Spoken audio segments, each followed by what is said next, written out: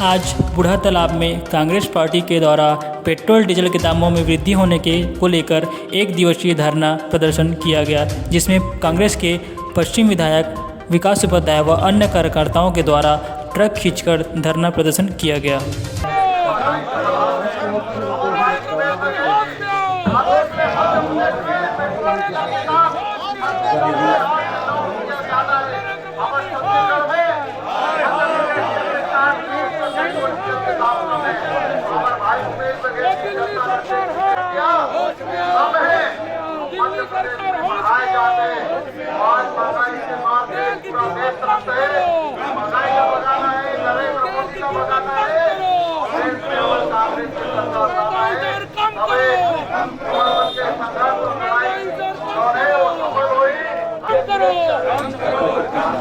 नरेंद्र मोदी शर्म करो,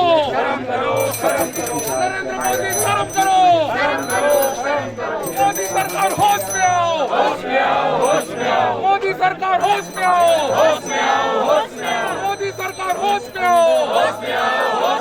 मोदी तेरी ये मनमानी नहीं चलेगी, नहीं चलेगी, मोदी तेरी ये मनमानी नहीं चलेगी, नहीं चलेगी, मोदी तेरी तानाशाही नहीं चलेगी, नहीं चलेगी, मोदी तेरी तानाशाही नहीं चलेगी, नहीं चलेगी। तेल की कीमत कम करो, कम करो, कम करो, तेल की कीमत कम करो।